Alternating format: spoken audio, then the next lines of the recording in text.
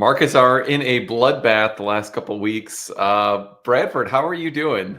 Tesla investors are feeling the pain. We're hearing it from clients worried about whether Elon is causing significant amount of brand damage.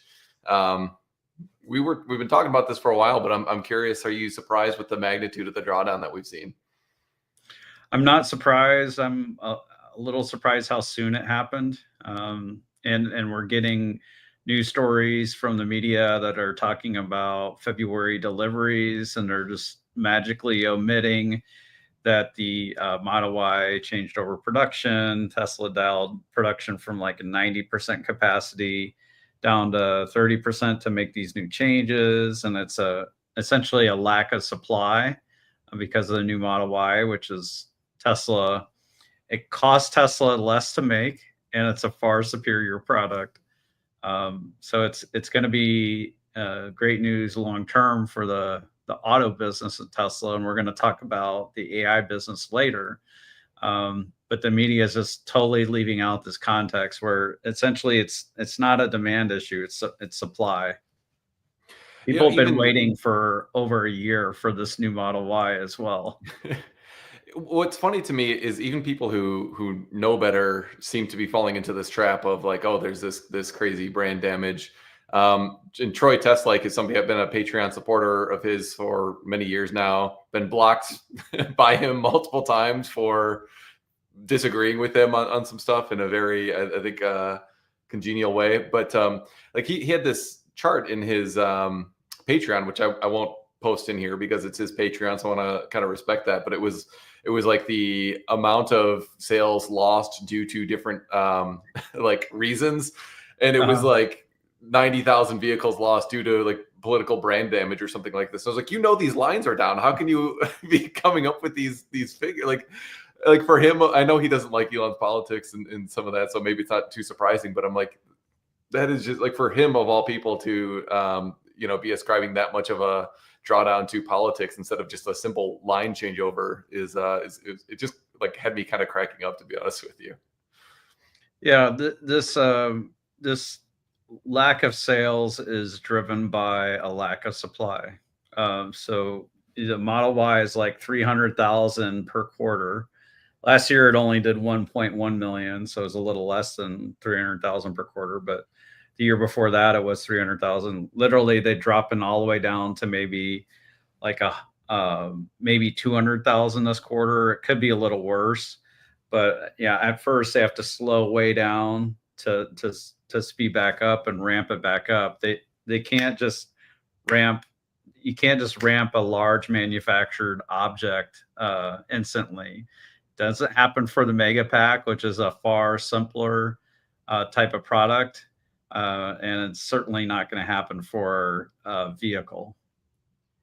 No, I don't think so. But I think we need to like make some video to spell it out for people, because we've been talking about this for the last month, and it still doesn't seem like I'm still looking. The Wall Street estimates are still too high. I spent a lot of time kind of tweaking my model today.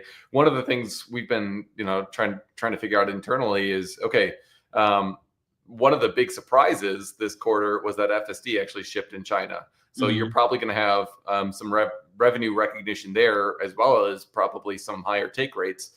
They also don't have an FSD subscription model there. So like this is just a one-time cash hit, which is great for earnings. So we're looking at like, how does that offset cash infusion? Cash infusion. What did I say? Cash hit? Yeah. Cash hit to the bank account. Yeah. Hits the bottom line, hits the bank account. That's what I was thinking. But yeah, maybe I'm still slightly sleep deprived from the baby. So you've got like this nice benefit, and like FSD take rates in China have historically been garbage. I mean, like 2 years ago when all the take rates were higher, maybe it was more like 3 or 4 years ago. We got some nugget that FSD take rates in China were about 1%. Maybe they've even come down since then, but I mean, that's basically about as low as you can possibly go. So I went back and assumed, okay, well, maybe you get to 5%, and then maybe you actually get some uptick in the 2.5 million vehicles that have historically been sold in China, the existing fleet. Some amount of those purchasers will opt to buy FSD also. So you start like doing some pluses here, and you're going to have some deferred revenue recognition. And then the other thing, which I think is a lot of people aren't thinking about yet either, is the fact that for these Model Ys in the US and in Canada, they're the launch edition. They come with full self-driving. So you're going to have higher margin on those vehicles. But that's all going to be offset also by the fact that you're losing a significant number of vehicles. And then your utilization is lower. So your like depreciation and all those things are gonna take a hit. So when we kind of add all that together, I was thinking like maybe we'll get to the like 40 cents or something like that. But no, we're still in like I think I told you, what did I say here? You said 25 cents. 25 cents of adjusted earnings per share. Yeah, there's the Bitcoin impact also, which I'm making an estimate of that right now. So it's kind of funny, like you've got a lot of things that are real positives for the quarter. And even with all those things baked in, Wall Street is still too high on their earnings per share estimates by about double. At least that's what we're thinking right now. Those are probably stale estimates. But I think what happened in China is incredibly important. We thought that China may be locking Tesla out of the autonomy market for either geopolitical reasons, because of the whole TikTok thing and tariffs from Trump. But also, we thought maybe they were going to favor their domestic producers and essentially throttle Tesla. And they did throttle Tesla's ability to train their system, but Tesla figured out a workaround where they could train on publicly available videos that were on the internet and essentially take those videos and put them in simulation. So you're like simulating the 8 camera views from the car. So you got to do that from those videos, Matt. So you're getting like one video of what it looks like, to go like from the front of the car, but like they're modeling what the whole scene looks like for the car. And essentially going from that and making videos so good that like when they train the system on it, it drives incredibly well in China. It's not aggressive enough. There's some things they need to fix, but it is safe. And it seems to be far superior to any other option of autonomous vehicles that customers can buy in China. So watching some of these videos, we've dubbed several of them and put them out there. I've been very surprised. Oh yeah, check out that link. That's really handy to see some of these. tinyurl.com/FSD China. Our Jordan, who helps us out or does all our video stuff, not helps us out, does it all. He used GPT Pro, and that helped us translate what the people in the videos are saying. Yeah, and so I've been surprised at watching some of these, how surprised the drivers seem to be. I mean, in a lot of cases, these are drivers who are kind of at the cutting edge. They're the whole Mars and the dirty Teslas of the China community, where like they're trying the Waymo equivalents, all the different autonomous driving services that are available in China. And I think it seems to me that kind of across the board with these videos, they were not expecting it to be like essentially leapfrogging to the top of the FSD food chain or the autonomy food chain in China, but they're like widely just praising how human-like it is, how natural the behavior is, and how it seems to handle these complex scenarios really, really well. A little cautious, like you said, which I think is like something we've seen Tesla do time and again when you're rolling out a new feature, or especially like to a new group of drivers. You almost want it to be more cautious rather than less, just to make sure that there's no issues.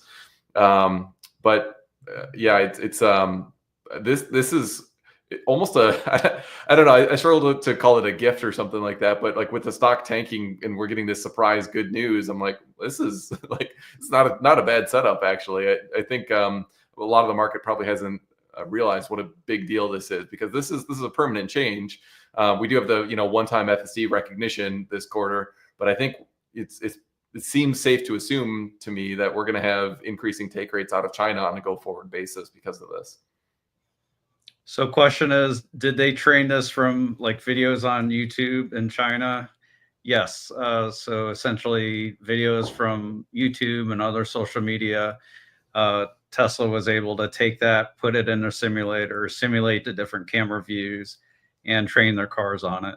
And essentially, they're using the base understanding that the car has from all the data in the United States already and adding this in. So each country from here, it's going to be easier for Tesla to add. Now, India might be a different story, and Vietnam Yeah. has a ton of mopeds. But like it used to be, and this was on the old hardware. Someone got like a Model 3 with a very early version of FSD, and they took it to Vietnam, and they stopped at a stoplight, and all these mopeds like stopped at the stoplight with it, and literally the system crashed because there's like too many mopeds. Like it was like it couldn't handle it. But this is different now. Like it handled all the pedestrians fine in China, a bunch of mopeds, bicycles, like parades, all kinds of stuff. It seems to be as smooth as version 13, maybe as cautious as version 12 on hardware 3, and have the safety of both. So it's extremely good. So Um, we've spoken a lot about like take rate this quarter and like how the earnings per share is going to kind of suck. But like, where do you think, taking a step back and looking at the longer term in China, where do you think FSD take rate goes in the long term in China across the all vehicles? Um, it's hard to say because culturally people say, well, in China they don't like to pay for software, and this is a pretty big ask. I'm not sure how many dollars it is, or like how many dollars equivalent. it's comparable, and they do have the two different versions of FSD. It's like it seems like what they used to have in the United States, where there was like a navigate on autopilot version, and then there was the Mm, like the full self driving. okay, Um, but and it's something close to the $8,000 that it is in the United States. yeah, I'd say what's different is you had all these other providers. They're providing their solutions. They're decent, but then like Tesla comes in and totally leapfrogs them, and they sent a bunch of like Xiaomi engineers. They had some like work thing where they all had to like try it out. Um, I think like that shock factor, might drive more sales than otherwise. I think it's mainly going to be early adopters. So I like your 5% figure, and maybe it pushes up against 10% over like a full year.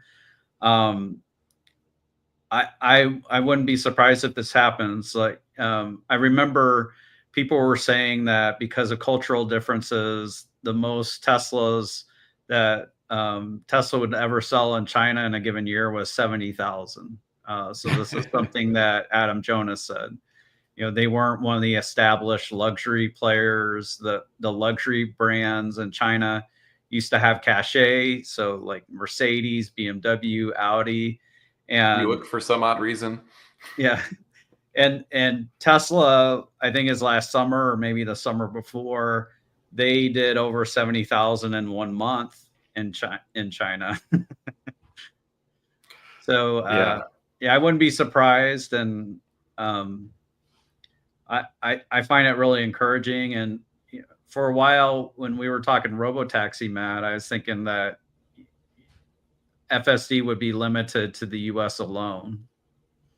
Yeah, well, that's been our base case assumption for a while. I mean, it was hard to give any kind of robotaxi credit in China at all when FSD wasn't even available as an ADAS system there.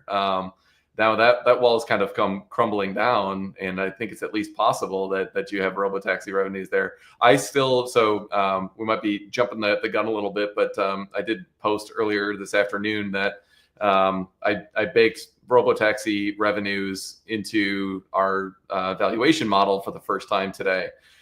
This is a pretty big change because I've been a Robotaxi bull for like 6+ years now, but I've also from a valuation perspective, it was never close to good enough to really bake it in as a base case. So my thinking for years has been, all right, you got to look at it as like an ADAS system where maybe take rate goes up because the functionality gets a lot better and people want the safety and the comfort and all that. But to assume that they will actually get the safety levels and the regulatory approval, not to mention just the all the other kind of nuances of like, getting the network effects, launching the app, figuring out like drop off and all those sorts of things, to actually launch a Robotaxi network. That just seemed like a bridge too far to bake into your base case valuation. So I've always did like a base case model, which is like, vehicle deliveries grow, and then FSD, take rate, you just make some assumptions around there. And then a separate model, which would bake in, okay, if they figure out robotaxis and that's like a binary thing, what would that look like? And then kind of modeling that out separately. So you've got a base case model and then like an upside model that includes robotaxis. To me, it just seems hard to make the case in a credible manner that they won't launch robotaxis. Like to me, that's the less defensible case. And so, as I was thinking through that, and just with my experience driving V13 and seeing how quickly they've the rate of improvement, which I've been saying for a long time now, like the rate of improvement is the single most important metric. And I actually posted probably 9 months ago that I didn't think they'd launch robotaxis in 2026 or 2025. Because like the rate of improvement up until that point had been like really poor. It'd be like 3 months with no update, it seemed. And then like you get an update and it's like, okay, like this is not really that noticeably different. But with this new architecture with V13, with the, nothing but nets and how quickly they're able to kind of iterate on this, and hunt down these improvements. And then just seeing like the current state, and I haven't needed an intervention yet on V13 for safety reasons. And so it seems like the base case has now moved where it seems much more reasonable to just assume that they will solve robotaxis. And so then your assumptions on when and how quickly did they scale and at what pricing and everything like that, that's where you need to spend some time and maybe you vary your cases around that, but not whether it will happen or not. But so I'm curious, did that surprise you at all? Let me go back and read your tweet. So maybe Jordan, it's a post. Don't dead name. Post. Today I added a Robotaxi fleet into my base case model for Tesla. I've believed in this as a possibility for the last 6 years, but it was always an upside option in my view, not a base case scenario that I felt I could model with any certainty. I don't feel that way anymore. After using V13 every day for the past few weeks, it just seems incredibly obvious to me that they are at the tail end of figuring this out. The comfort is there, the safety is there, or at least it's very obvious that it will be there in a few more months. And there's just a few things they need to clean up around the first and last 100 feet that I think will be very doable.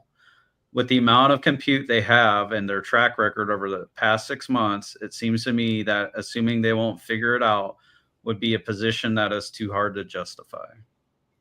And I was just thinking about your posts as I was making my way back. The parking garages. Mm-hmm. Like the Tesla doesn't need to enter a parking garage except for like maybe at an airport. It does that for like the ride share pickup, but they don't have to serve airports immediately. But it could do that. Like the Tesla, after it drops you off, it can just kind of like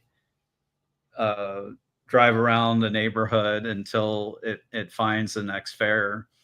So it doesn't even necessarily need to park, but it could find a parking spot like on the street or whatever. Yeah. So like, I think all those things, like there are clearly things that it doesn't do well today. Today, for example, I was on the top deck of this parking garage and it's got this kind of weird ramp that you have to go down. And I was just curious to see if FSD would figure that out, and it didn't. So it just wanted to like loop around probably endlessly on this thing. So I was like, no, you have to go down this ramp. But to your point, like there's actually pretty much no reason that if I was taking that ride in a Robotaxi, I would have gone up to the top deck of this parking structure. So I think there are some workarounds that you can handle in a situation like this. And also, I think like if you've got your riders basically with their phone saying, "Look, pick me up exactly here," the car's going to be able to figure out how to navigate to that spot. So like in the short term when they launch, I'm sure there's going to be all sorts of like weird situations and like, hey, it went to this lot or entered this parking garage in a pretty strange way. But that's not a reason not to launch, and it's not something that is an insurmountable problem that they'll never figure out. So So I think they're getting pretty close. I have an awkward question for you. So Tesla applied to offer autonomous rides in California and to do so for free. So that was another unexpected announcement that we found out about. And I think they applied for it late last year.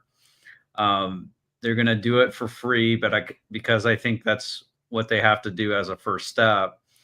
But I wonder what price it's going to be in Austin. They might have to do it near free because even though it's illegal, I think Uber and Lyft are going to greatly lower their prices in Austin to try and shut Tesla out of the market. They'll offer different types of discounts. They'll like offer a thing where maybe you pay $5 or $10, but then like your next 10 rides are like half off, something like that. How do you think Wall Street might handle it if Tesla is essentially offering these rides for free, but is successful nevertheless?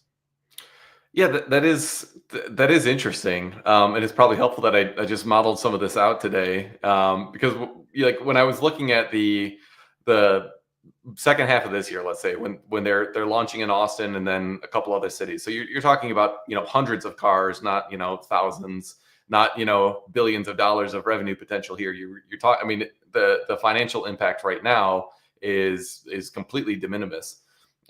So I mean, if Tesla has to do that strategy, I guess I would hope that they communicate it well, but I wouldn't be confident that they would around what their strategy is. Because that scenario that you're describing, I mean, launching in Austin and I mean, let's say even 5 other cities by the end of the year, that's going to be tuition for Tesla. Like that's not going to be, oh, Q4 is going to be saved from an EPS perspective because they launched in Birmingham, Alabama. Like nobody's going to care about these 700 cars and what their earnings per share impact is. What's really valuable is Tesla getting the data to make the network more robust, to start getting those network effects, and honestly to probably change people's perspective that like, oh, hey, I can like download the Tesla app and because I'm going to be in Austin for this work trip. So you start doing that, you get a little bit more. You start building those network effects where riders are actually downloading and using the app, and word gets out there, and then Tesla's getting the interaction of okay, where did FSD mess up? Like what are the pressure points or the pain points on the entire kind of Robotaxi experience? I think there's going to be a decent amount of learning that they're going to have to use and iron out and train on as a result of this. I mean, one of the things we've spoken about with one of our clients, and we said on here too, is he's an Uber driver, and so like how you drop off people at the airport is like a very specific kind of learned experience. Like which airline are you at? Like where do you go? Like where's the Uber Lyft rideshare pickup and drop off? Like if you just type in like Detroit Metro Airport into your navigation right now, it's not going to take you to the right spot for the Robotaxi. So there's a fair amount of stuff like that they're going to need to sort through. It's not a massive challenge, but it is stuff that's going to take a little bit of time, I think, to get to the level of smoothness that you see with Uber and Lyft. And so yeah, that's a very long-winded way of saying I think like they're paying tuition in the first 12 months minimum of like learning how to do this and roll it out. Earnings per share impact, I honestly don't really care about for the first 12 months, let's say. As long as it's validating the technology. And so if there's any revenue or earnings, like that's upside, I think, in Wall Street's perspective. But certainly I could see the case where if they do go free or like negative margin or something like that, you'll have some really stupid analysts saying, oh, the Robotaxi model doesn't make any sense. And so, yeah, there could be some FUD. Let's talk about the stock for a little bit. So it got all the way down to like 262, and change, closed at 272. So it's just right around that level that it finished at after the earnings run in the fall. Um, so it's kind of it broke through 273, which it touched on I think Friday, um, and it went way down, but kind of finished around 272. Um, don't think the pain's necessarily done. I'm not sure that this whole reaction to, I'll call it the tariff tantrum, uh, that I'm not sure that's even done as far as a market wide. It seems like in general, companies that have um, less consistent earnings, and right now that's true for Tesla, that companies without super high earnings quality have in general suffered a little bit during this period. Um, what are your thoughts here, Matt? Yeah, so part of that I think is natural and normal. I mean, as the market's going a bit risk off, which zooming out beyond just Tesla, the market's clearly going risk off. I mean, if you look at what's going on with crypto and even just the broader S&P. I mean, S&P is down a decent amount. I mean, nowhere near how much Tesla's down. But I think there's some general fear in the markets. You kind of hear that in talking to people. The Atlanta Fed's GDP now. I don't know if you guys have seen the massive negative spike that had. Where you went from assuming like pretty significant, it was like 3% plus GDP growth on the initial estimate that the Atlanta Fed had. And then it like dropped, and then it dropped a little bit more, and then it like plummeted down to, let me see what it is right now. Right now it's down to minus 2.8% for Q1. That's the estimate of GDP growth. And so you've got people starting to think, oh, shoot, like Doge is actually cutting real spending in the government. Like that might actually cause a recession. So there's a fair amount of fear, which I think is at least partially justified. And maybe the kind of Trump bump that we got right after the election was a little bit too much, a little bit too fast. So you're letting some of this air out of that bubble now. So the high beta companies like Tesla, and beta is like a metric basically for how much the S&P or the overall stock market goes or moves up. A high beta company. So if the stock moves up, if the index moves up 10%, then a company with a beta of 2 would move up 20%, and then vice versa, down 20% if the stock market's down 20%. Tesla's a high beta company, and then on top of that, you've got this political like landscape going on where people are hating Elon. We hear that a fair amount from our diversified clients who are just kind of wondering like, this guy's ruining the country, and like, how can we still be invested? And I just don't support this. So there's like a huge amount of I think it is fair to call a lot of this FUD. There's FUD mixed with real economic concern, and so it's all spilling into Tesla right now, and that's why you see this essentially $200 drop in a month and a half. It's been pretty spectacular. It might be a little bit overdone, but at the same time, like Tesla was trading at a really high PE ratio, and so you would expect that those types of companies to get hardest. I mean, Palantir is another one. You look at how high they were and how much they've been hit. Rocket Lab's another one where they're not even profitable yet, I don't think, and they're down almost 50% from their recent highs. So there's been a lot of these high beta, high risk companies have been hit, and Tesla, I think, because of Elon's position, is just getting high beta plus an extra Musk penalty. Yeah. So what's next on the docket for us to chat about today, Matt? I think ultimately this drop is it's temporary. It's there's nothing wrong with the company. It's psychological. Uh, I guess one other comment I would say is like there seems to be like some misunderstanding. Like if we were to switch gears back to FSD on like how the whole like Tesla FSD system works, I think people don't understand that. Where folks were saying that Tesla has like some long delay. Once it receives a signal from the cameras, it's got to like take 2 seconds to compute what it does next. And um, I think maybe people who believe that maybe they were writing version 12 and like a cautious version of the software where it's waiting too long to go. That's definitely true of the version 12 I have right now in my Model Y. It's just not good. But Yeah, no, that was so eye-opening going from the Model Y hardware 3 to the Model X hardware 4. Oh my gosh, the decision making is so much more instantaneous and natural. so I want to talk a little bit about how things were up until version 11. So with version 11 and before, literally what Tesla would do is they would compare the last two uh, picture frames of video. And I think it's like mainly from the front camera, Mhm. which is kind of crazy. So it's just off of one camera view, and it was literally just comparing two still frames. Like that's all it was doing, and it was using that. And when you're in motion and other objects are in motion, you can't you essentially get binocular vision or two camera vision because of the motion. So that if you just move your head back and forth, you get that depth perception, right?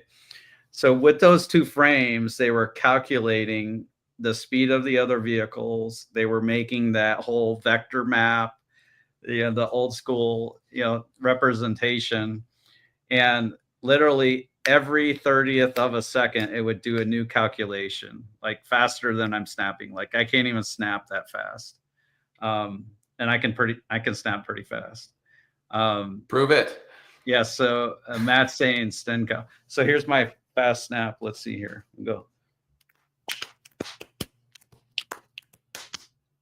That's like I can do like Lone Ranger with snapping. That's my That was weird not on my skill. bingo card for today. So Yeah. I can wiggle my ears too, but we won't do that next time. Oh. Yeah, so, And what the system does now is essentially it takes in 5 seconds of video, and let's say the bottom is like the current point. So it takes in the last 5 seconds, and then it predicts what's happening next based off of that. And it's based off of AI. It's based off of 1.5 million videos. And it's just it's not even really a calculation. They just run it through the model weights. mhm. So you gotta compress things down, and so it can look at the model. But like once you get it to that form, you just check against the model, and then the model says what you need to do next. And then what happens is a frame of video passes, like a 30th of a second happens, and it just gets pushed up by one frame. So you lose a frame at the very top, but you gain a new frame at the bottom. So you're still working off of 5 seconds of video, but then you have that very next frame to work off of. So it's literally going through that every 30th of a second. So it's making these extremely fast with very low latency. It's not waiting to decide. It's not waiting for a calculation. It's happening fast. Yeah, so I think this is.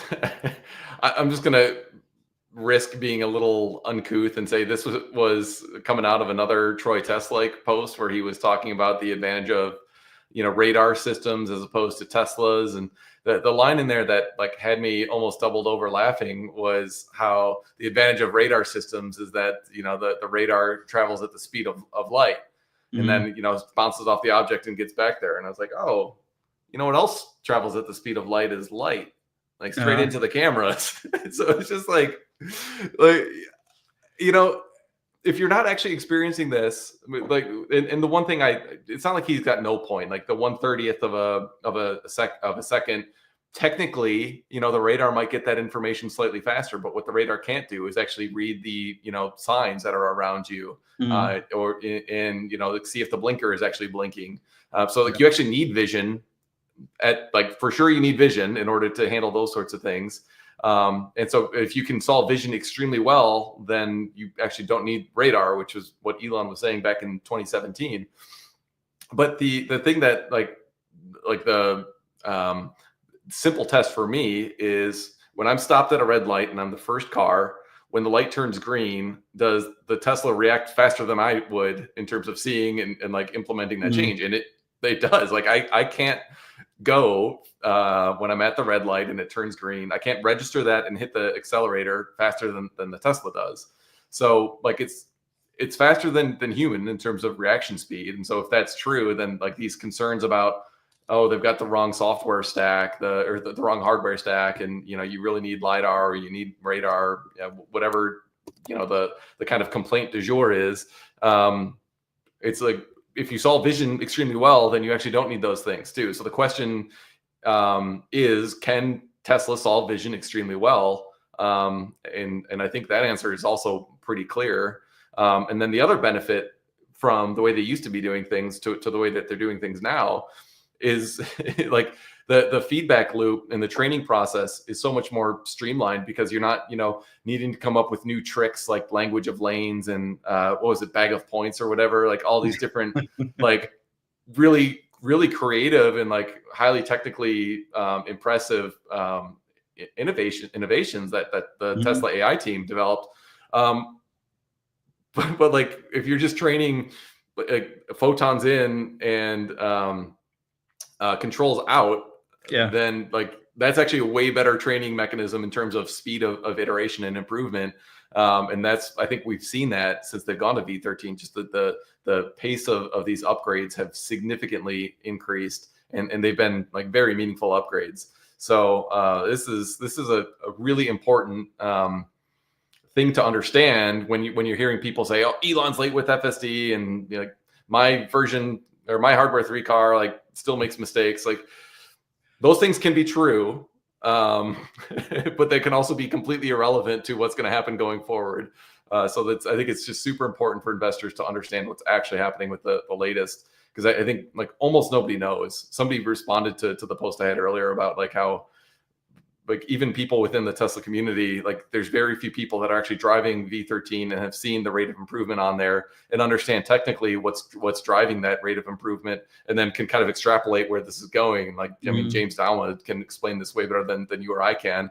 But you can just experience it for yourself. And so like the experience of having that personal experience versus like looking at some FSD tracker that has questionable methods of, data collection and input, in my mind, and like what's your definition of a critical disengagement versus somebody else's. Like there's a whole lot of qualitative input that goes into those sort of things, but it seems very quantitative and like, oh, Tesla's not making enough improvements and they're not safe because this data tracker says that they're still 2 orders of magnitude lower than where they need to be. I think if you actually are riding these all the time and are experiencing them, what still needs to be done seems pretty small compared to what already has been done. The list remaining is very short. So I want to talk a little bit about reaction time. So it's and I asked ChatGPT this, they could be wrong, but basically when you're young adult, the reaction time for simple tasks is between 20 and 25 hundredths of a second. So that's pretty fast. And then as you get older, it gets slower. The Tesla's reaction time is 3 hundredths of a second. So you go from 20 to 25 to 3. So it should react faster than a human if it's trained well. Yeah, the goofy thing about radar is literally you have to send out the light. So it's or lidar. You're sending out a laser, and so light needs to travel to the object and back. So it's got to travel two directions. um, and it might be a little better at estimating speeds and things like that, but Tesla's figured out how to work around that through the way the old system worked. And uh, regardless of the type of wave, from light to X-ray, etc., the speed of those waves is very similar to light. It might be identical to light, but just certain things don't. Light doesn't travel through objects. For example, if they're so if they're not translucent, but like radio waves can go through objects, and that can change the speed. So Yeah, I wanted to. So let's pivot a little bit and talk about your Model Y. So you're getting a new Model Y. I'm curious about when you ordered. You got your delivery date. So what can we kind of infer about how quickly they're going on deliveries there, and how yeah, many do you think we might get this quarter? yeah. So I ordered maybe 3 days or so after I could, Okay, and the reason was I had to get permission from the wife, and smart so man. yeah, it's our we have 3 Teslas right now. So I would be getting rid of my old Model Y and getting a new Model Y, and I'm leasing this one. So it's a Quicksilver. It's got black interior. Um, it's got the normal wheels where they're black with five spokes. So it's like the Aero wheels. They call it something else. And I'm scheduled for March 17th, and this will be in Indianapolis, Indiana. So that's when I'll be taking delivery. And there's people who are already taking delivery in parts of the U.S. I think the first person might have been in like Kansas City, Sawyer Merritt's in Austin, and March 8th they're having a special event for the cool folks, which I'm not. Oh. But I'm guessing that demand. I don't know how many it was, but I'm guessing it's like 30,000 or less. You're definitely paying a premium to get it early. It's the launch edition of the Model Y. The price will come down a little bit. You are getting FSD with it. So I'm really looking forward to it.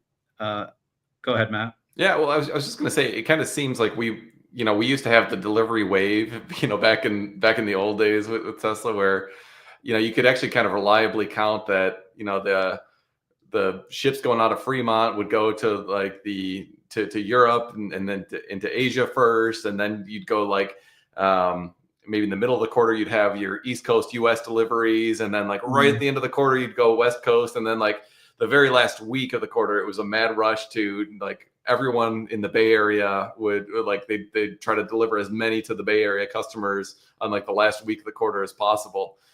So they're probably going to be doing something slightly similar, I would imagine now, where because there's so much downtime this quarter, they're probably trying to, do their like East Coast deliveries as soon as possible, and they'll probably do a wave out from the two different factories this time, and probably something similar in China. Although China, they clearly got up and running, and they'll have more deliveries of the launch, or I guess they don't call it the launch edition, the refreshed Model Y.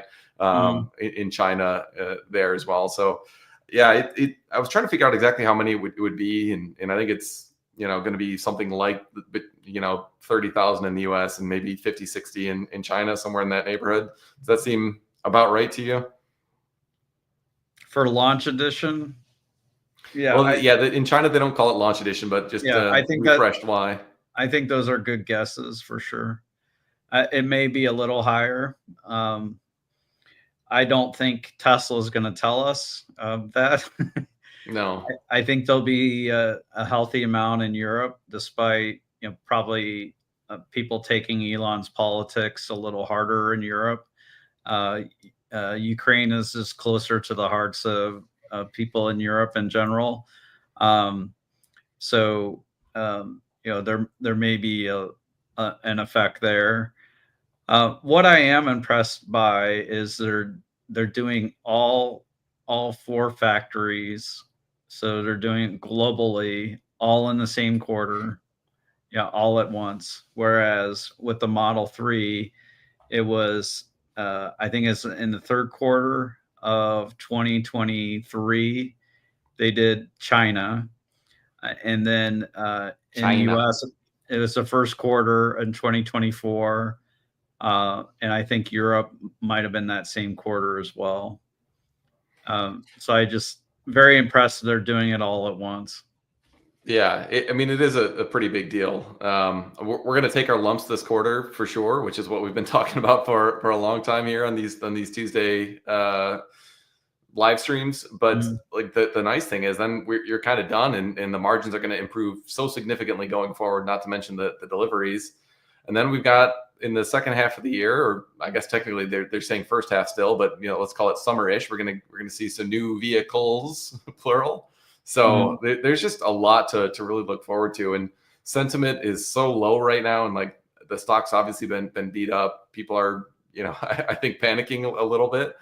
Some people are, mm, but when I just fast forward a little bit and I see, okay, like we're going to be much more profitable, really ramped up with this Model Y, which is like a phenomenal car. I think they're going to do extremely well with that, manufacturing it at a lower cost too, which is kind of crazy. Then you're going to have Robotaxi launching. You're going to have new vehicles, plural, launching.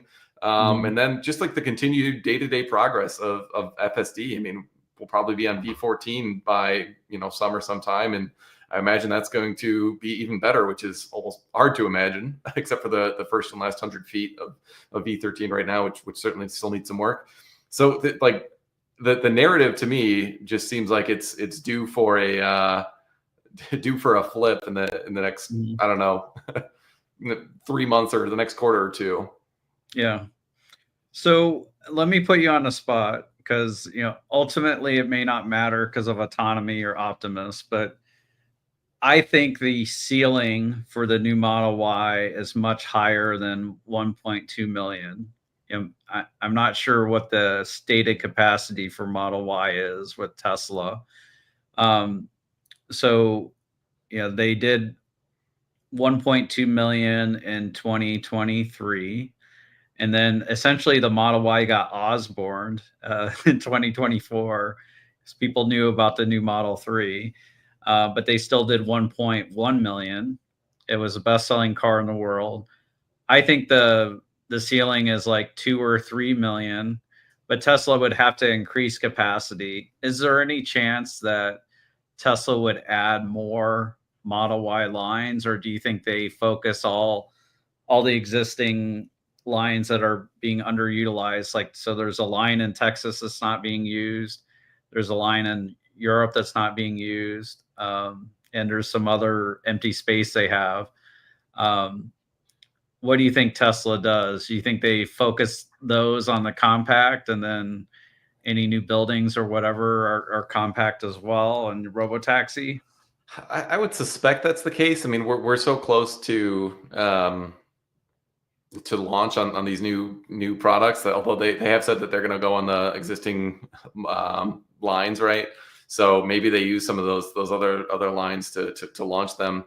I wouldn't want to get ahead of my skis and say that I think they're going to do, I don't know, let's say 1.5 million or some significant amount of vehicles above and beyond the current capacity, unless we start seeing wait times really stretch out. So if demand is outstripping supply, like it was in 21, 22, and you had these 2 months wait times, and prices were really high. They kept raising prices, back when we had those dynamics. If we start seeing that kind of play out over time, then I might start giving a little bit more credence to the thesis that more capacity would have to come online. But I think I'm still so traumatized from the experience of the endless price cuts, and back in those days when we were talking about 50% annual delivery growth per year, straight to 2030. Like we're nowhere near that pace right now. And so I'm skeptical to say the existing products will increase substantially in terms of demand until we see some actual proof of that. So, so the first quarter, we're seeing a hit of maybe 100,000 or more Model Y because of production. Second quarter, it may be 50,000. So Model Y is going to sell less this year, even though it's going to be a far superior product. Do you think it's possible that Tesla can still increase their sales this year versus last, because you're bringing on the compact? Maybe that begins to ramp at a couple factories. What would be your call on that? And like, I guess the compact, they make it on existing lines in China because there's no room in China. There's no lines Yeah. going unused in China, right? Right. Yeah. So I think we do see some growth. I mean, Q1 of last year was, what was it here? 386,000 deliveries. I mean, that was a huge surprise negative last year when we got those numbers. And despite that, we were still basically flat year over year. So, I think when you've got Q1, as much of a disaster as it's going to be, still being kind of like right where Q1 of 2024 was. And then you've got pretty significant, growth, like all systems go basically in Q2. And then you've got new vehicles being launched. We don't know what those will be, not to mention Cybertruck, rumors of a Model X, S and X refresh also.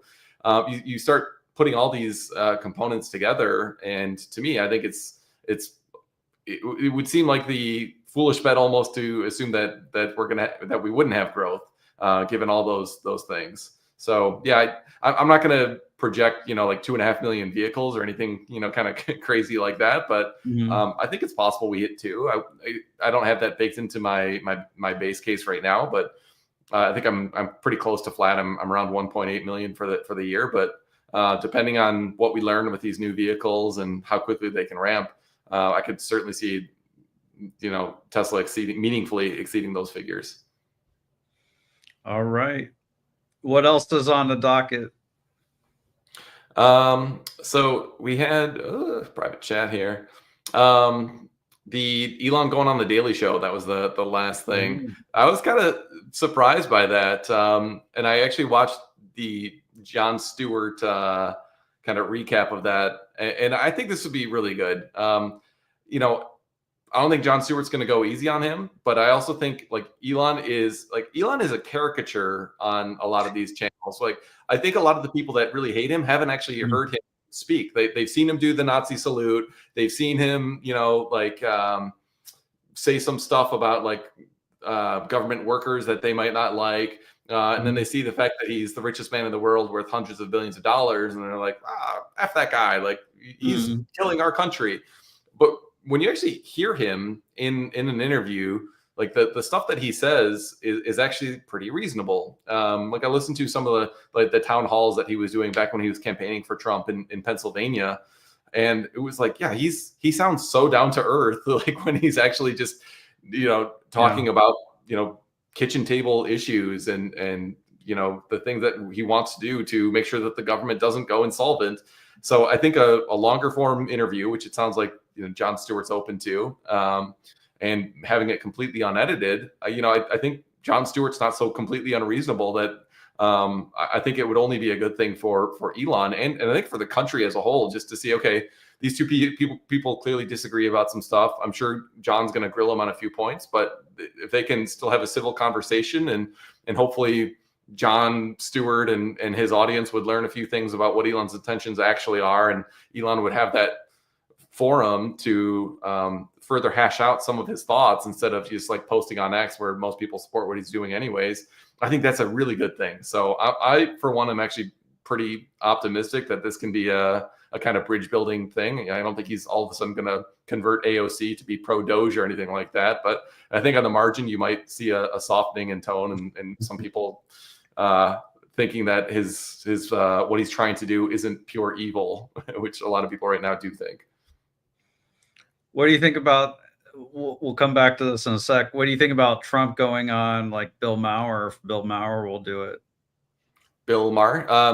Yeah, I think that'd be good. I kind of think Trump wouldn't do that, but I don't know. Who knows? Maybe I did see a picture. I'm not sure if it was real or not, but it was. I think it was. Oh gosh, who's the governor of California? Newsom. It was Newsom Yeah. and Charlie Kirk doing a podcast. Which like I'd love to see more of that. Like Yeah. those two have almost nothing in common. I think Charlie Kirk abhors the policies of Gavin Newsom, but like we should be talking with each other no matter how much we disagree and not villainizing each other. And like I think one of the things that troubles me the most right now is like all this like people lighting Tesla superchargers on fire and like keying Tesla cars because like and not to mention the death threats against Elon. There's like actual like violence and property destruction because people think what he's doing is so evil. And so if we can like bridge that gap and humanize each other a little bit, I think that's great. Even if no minds are changed on the policies, if we can just realize that okay, I just disagree with this person, but like what he's doing, he's doing because he thinks it's the right thing. I think that would go a long way toward like reducing this. Tesla is an evil company and Elon is awful and like all this like worldview that is like very pervasive right now. I mean, you see this, like I've seen this with a lot of people who want to buy a Cybertruck but won't, for example, because they like they don't want to get flicked off with their kids at the car.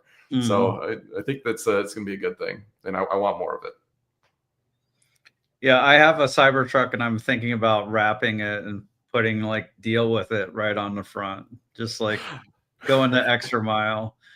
I liked your "Deal with It" song, by the way. If you guys haven't done that, check out Bradford's timeline. It's pretty hilarious.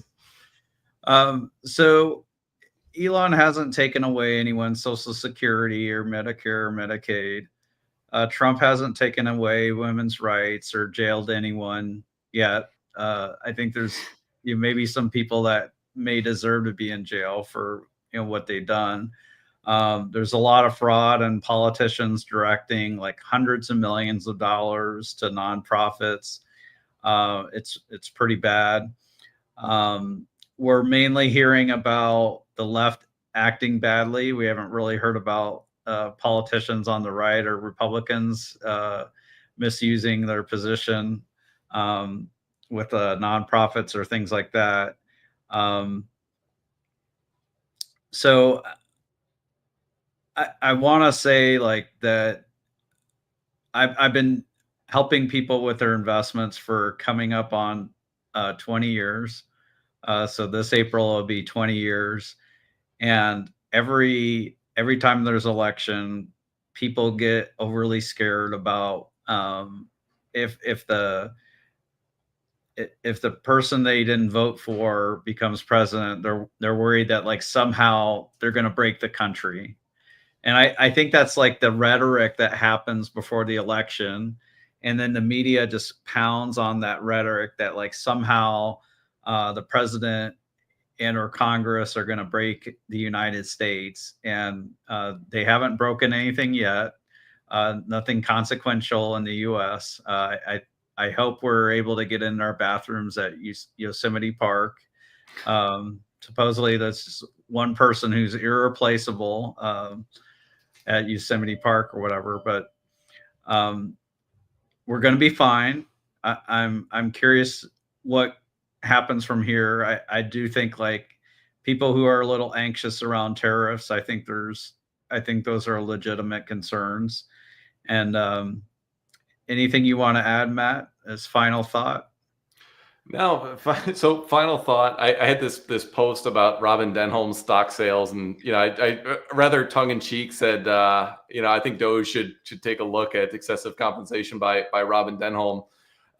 Apparently, that ended up in a Fortune article just now. So I was trying to see that because my experience with mainstream outlets like this is that generally they're misrepresenting or thinking I'm like actually super pissed about it or something like that. But it's paywalled, so I can't even see my post as an input to their article, and I can't even see it. So if anyone has that, I'd love to see a copy of what actually they wrote in there. But like somebody was like, man, like you can't be serious. I was like, you could just say stuff like don't be too serious on X. You can just say stuff on X. Yeah, Yeah, it's she possible. is Robin Denholm is the chairholder of the Shareholder. board of directors, but she's not a very good shareholder. She sells them. Oh, I see what you did there. I was wondering what was going on. The chairholder, but she's not a good shareholder, and chairs are underappreciated. Yeah. Is that what Elon said?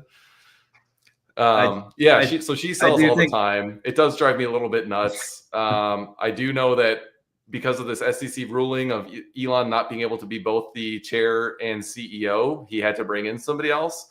Mhm. So I understand why Robin had to be put in place. I do think she's like drastically overpaid for what she actually brings to the table.